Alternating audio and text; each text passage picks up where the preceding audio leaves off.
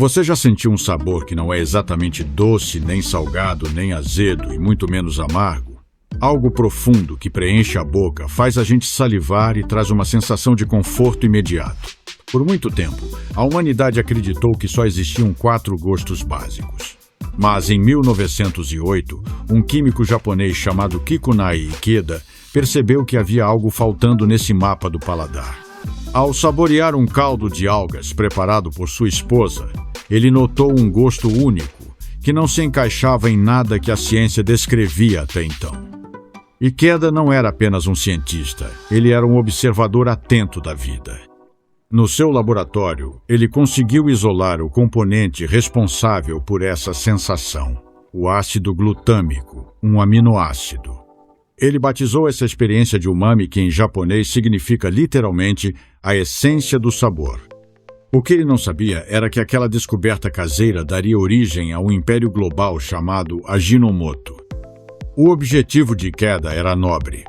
Ele queria melhorar a nutrição do povo japonês através de um tempero que tornasse alimentos simples e saudáveis muito mais apetitosos.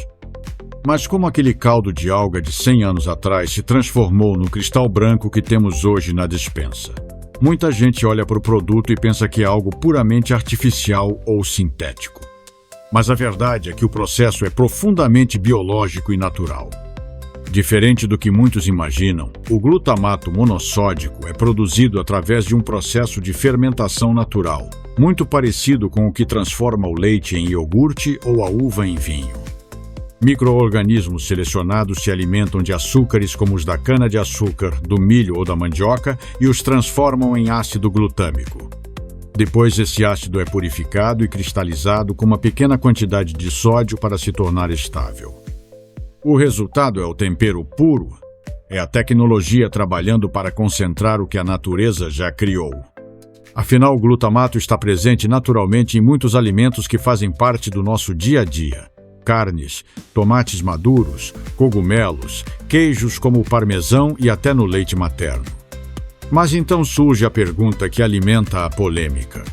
Esse tempero faz mal? A origem dessa desconfiança é curiosa.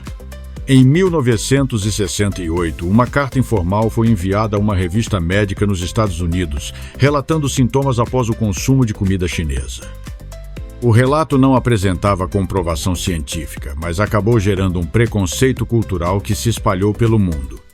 A partir daí, surgiu a chamada Síndrome do Restaurante Chinês. Com o tempo, porém, a ciência tratou de investigar o assunto com mais rigor. Diversos estudos foram realizados nas últimas décadas.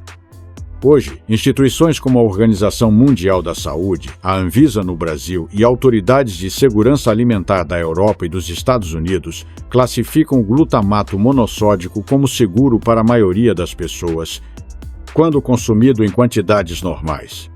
E aqui entra um detalhe que pode mudar a forma como você enxerga esse ingrediente.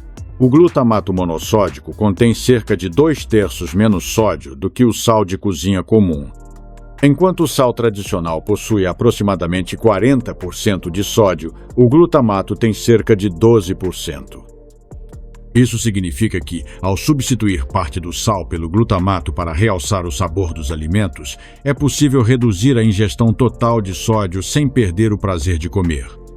Em um mundo onde a hipertensão e as doenças cardiovasculares são cada vez mais comuns, essa pequena troca pode fazer uma diferença importante. Então, onde está o verdadeiro problema?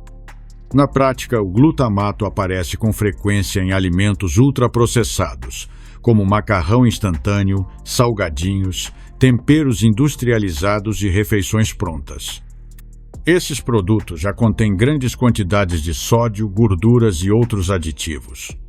Ou seja, o risco não está no glutamato isolado, mas no consumo frequente e excessivo de alimentos industrializados.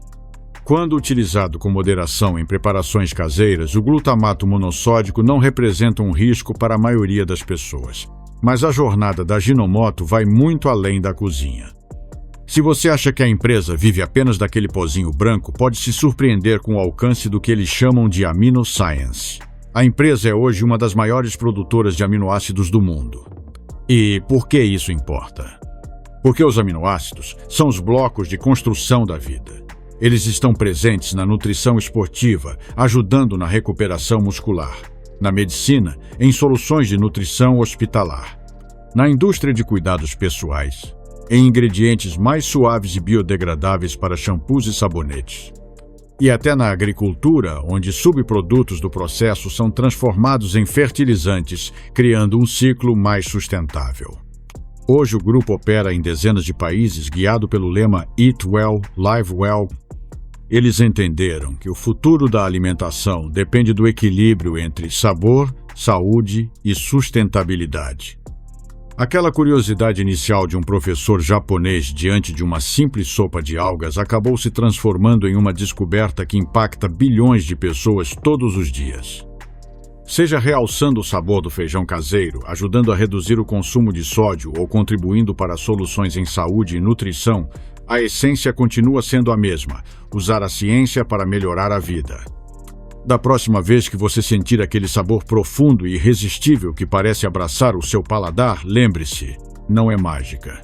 É a ciência do umami. E o resultado de mais de um século de pesquisa dedicado a uma das coisas mais fundamentais da existência humana: o prazer de comer bem.